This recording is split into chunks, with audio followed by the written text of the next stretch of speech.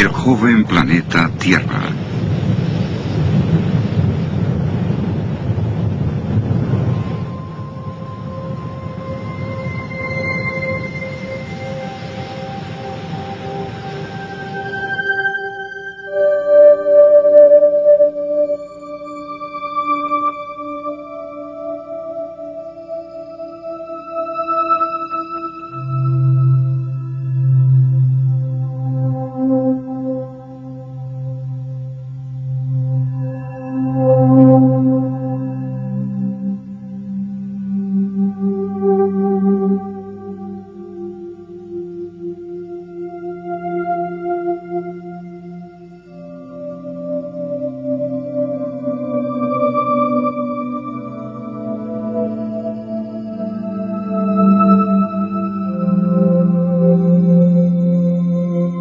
Por décadas, los científicos han propuesto la teoría evolutiva de los orígenes de una Tierra que se formó por el lento enfriamiento de masa fundida durante 4.500 millones de años para crear las rocas base de los continentes, los granitos. Sin embargo, ¿han considerado los científicos todas las evidencias en su teoría de una Tierra que evoluciona desde la antigüedad? ¿Y si hubiera evidencia en los mismos granitos que demostrara que se formaron rápidamente y no por un enfriamiento lento? ¿Y si hubiera evidencia de que estas formaciones sedimentarias que componen el Gran Cañón se depositaron rápida y no lentamente? ¿Y si hubiera evidencia de que el mismo cañón fue tallado en un corto tiempo por rápidos procesos erosivos? ¿Y si hubiera evidencia que revelara que el carbón y el petróleo pueden formarse rápidamente y son recientes? ¿Y si hubiera evidencia de que los dinosaurios existieron no hace millones, sino unos pocos miles de años? ¿Y si se descubriera que las leyes naturales, el pegamento que mantiene unido al sistema evolutivo, no puede explicarlo todo en la historia de la Tierra? Nos veríamos obligados a considerar otro modelo de historia de nuestro planeta, uno que reconozca la posibilidad de que las tasas de cambios geológicos en el pasado fueron mucho más elevadas de las que observamos actualmente. En este escenario tomaría mucho menos tiempo para que ocurrieran diversos eventos geológicos. Entonces tendríamos todos los ingredientes para concluir que la Tierra es de hecho bastante joven. Pero ¿hay alguna evidencia científica que desafíe la visión evolutiva de una Tierra antigua y apoye la de una Tierra joven? El científico Robert Gentry la ha encontrado. Mientras trabaja en el Laboratorio Nacional de Oak Ridge en Tennessee, ha publicado evidencia que desafía el largo periodo de tiempo de la historia de la Tierra. En 1977, la Red de Comunicación de Investigaciones publicó un innovador informe sobre los resultados de los trabajos del Dr. Gentry, el cual describe sus implicaciones de la siguiente manera. Las actuales leyes físicas pueden no haber gobernado el pasado. Las rocas fundamentales de la corteza terrestre, en vez de enfriarse y solidificarse durante millones de años, se cristalizaron casi instantáneamente. Algunas formaciones geológicas que se pensó tenían 100 millones de años, en realidad solo tienen algunos miles de años. Al apoyar estas proposiciones, y cualquier investigador nos lo dirá, toda la estructura histórica de las ciencias naturales se desvanecería y quedarían pocas certezas. Hasta la fecha, estas posibilidades y otras igualmente desafiantes han sido sugeridas en una extraordinaria serie de documentos publicados durante hace algunos años en las principales revistas científicas del mundo, Nature, Science y Annual Review of Nuclear Science, entre otras.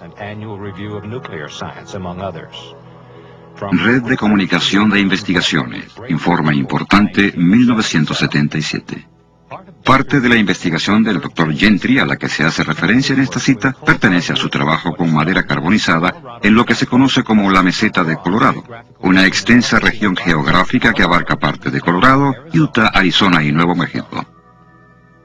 Por medio de un microscopio y un equipo de laboratorio más avanzado, analiza estas muestras de madera carbonizada para varios tipos de radioactividad. Sus resultados nos ayudan a entender cuánto le toma al carbón formarse, la edad del carbón y la edad de la Tierra misma. Mina de Cypress Plateau. Price, Utah.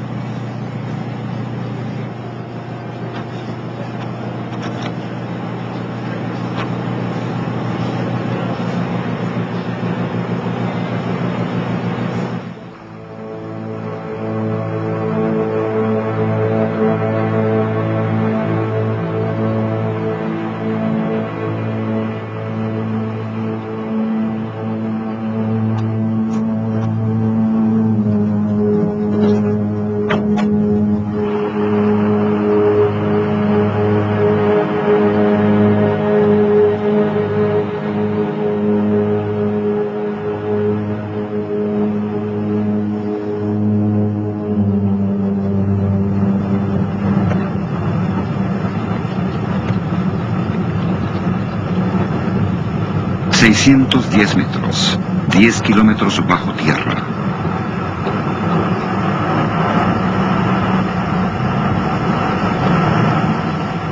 Carbón, uno de los recursos energéticos más vastos de la Tierra. Antes de poder responder la pregunta sobre la edad del carbón y el tiempo de su formación, necesitamos responder a la pregunta ¿de dónde viene? Aquí en esta mina de carbón en Price, Utah, tenemos la respuesta. Aquí tenemos un tronco, casi completamente convertido en carbón. Hay miles de troncos como este en esta y en otras minas del área de Price. Este hecho nos indica que, dadas las condiciones adecuadas de presión, temperatura, agua y tiempo, esta madera y otra vegetación se convertirán en carbón. La pregunta es, ¿cuánto tiempo se requirió para que esto pasara? Robert Gentry y su hijo, David, socio en el trabajo de su padre, exploran este tema juntos. Para responder a esta pregunta, necesitamos ver muestras de madera carbonizada de minas de uranio, en vez de la madera carbonizada de una de las minas de carbón de Price, en Utah. Esta muestra de madera carbonizada proviene de la mina de uranio La Sal, en Utah. Su supuesta edad geológica es de aproximadamente 140 millones de años. Esta muestra de madera carbonizada proviene de una mina de uranio del área de Temple Mountain, aquí en Utah. Su supuesta edad es también de 140 millones de años. Pero observen el parecido que tiene esta muestra con este otro trozo de madera. Son casi idénticos. Es interesante notar que este trozo de madera provino de un trozo fresco de madera como este, hace solo unas pocas semanas. Esta cercana similitud hace sugerir una importante pregunta. En realidad, ¿es verdad que este trozo de madera carbonizada de La Sal o este otro trozo del Temple Mountain, ambos en Utah, son 140 millones de años más antiguos que este trozo de madera que David y yo hace poco obtuvimos en nuestros experimentos? No exactamente. Encerrada en estas y otras muestras de madera carbonizada de las minas de uranio, se encuentra una evidencia extraordinaria que nos cuenta una historia diferente. Para verla es necesario que las muestras se coloquen en epoxi, un tipo de resina, y luego en unos portaobjetos de vidrio para su observación bajo el microscopio. Bajo el microscopio podemos ver decoloraciones producidas por partículas radioactivas expulsadas de diminutos centros. Algunos son circulares, otros elípticos, como puede verse en estas fotografías. Para formarse estos halos circulares y elípticos, necesitaron una secuencia especial de acontecimientos, en realidad tan especial que derriba completamente la idea de una edad antigua del carbón, y apunta hacia su reciente formación, geológicamente hablando. ¿Qué tan reciente? En 1976 publiqué mis resultados sobre los estudios de estos troncos en la edición de Issue of Science del 15 de octubre de 1976. Esto es lo que decía ese informe. Estos extraordinarios valores, con referencia a estos porcentajes de uranio, admiten la posibilidad de que tanto la infiltración inicial del uranio como la carbonización posiblemente hayan ocurrido en los últimos miles de años. En otras palabras, estaba sugiriendo que el carbón se forma muy rápido, geológicamente hablando. Esta información se ha mantenido inalterada y no se ha refutado en la literatura científica desde que se publicó en 1976. Por lo tanto, tenemos derecho a sacar algunas conclusiones firmes sobre los datos.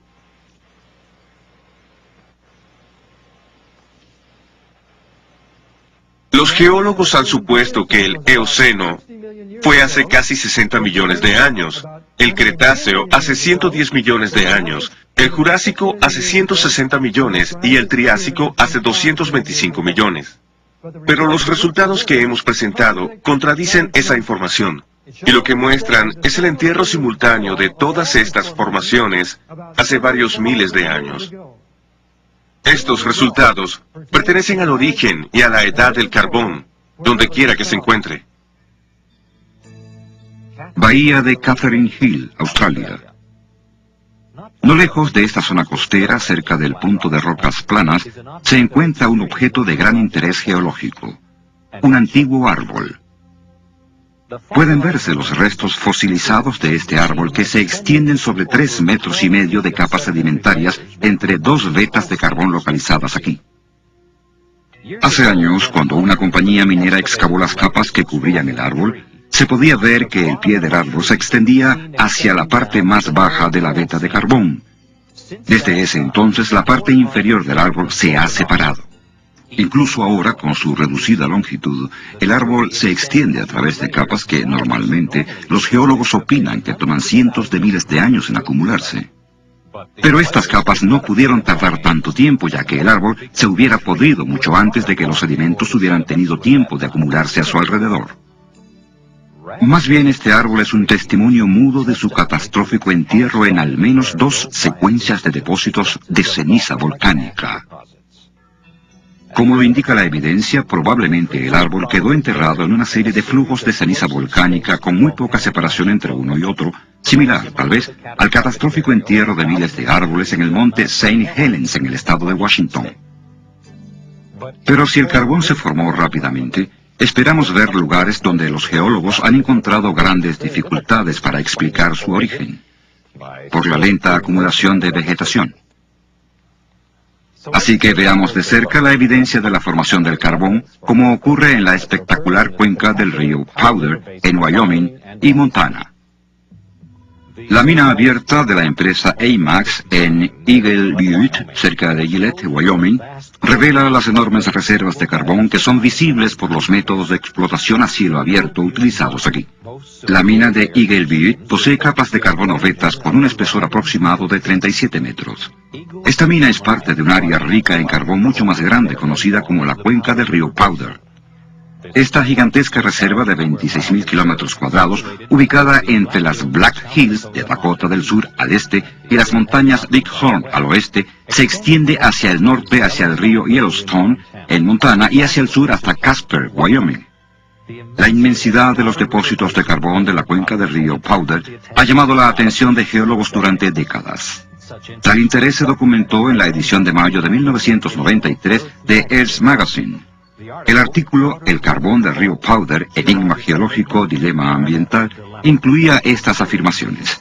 Las vetas de carbón del río Powder son extraordinariamente gruesas y puras, libres de otro material.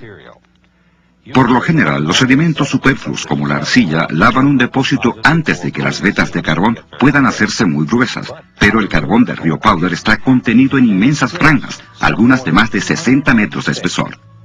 Estas vetas se extienden por grandes distancias arriba y abajo de la cuenca. Tienen cientos de kilómetros de longitud y 80 kilómetros de ancho, dice James McClure, geólogo de la Universidad de Wyoming.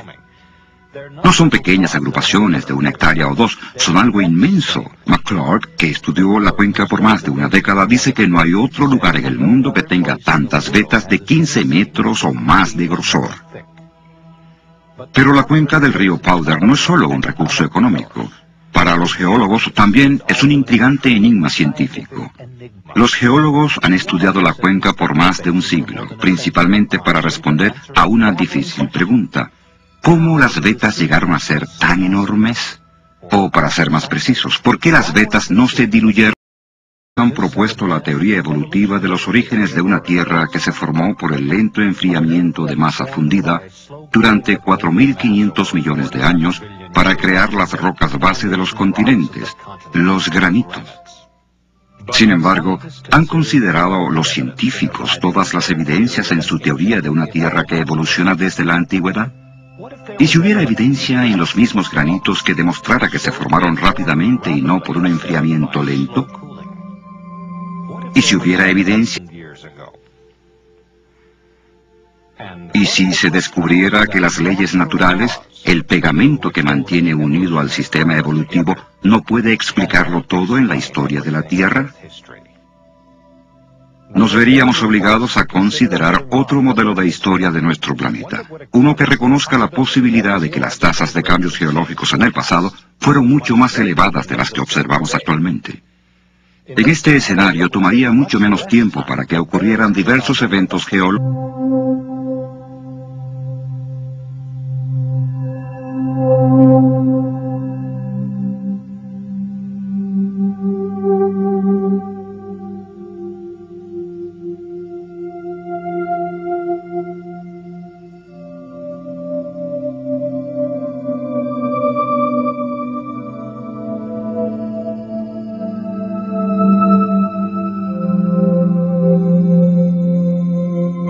Por décadas, los científicos... El joven planeta Tierra.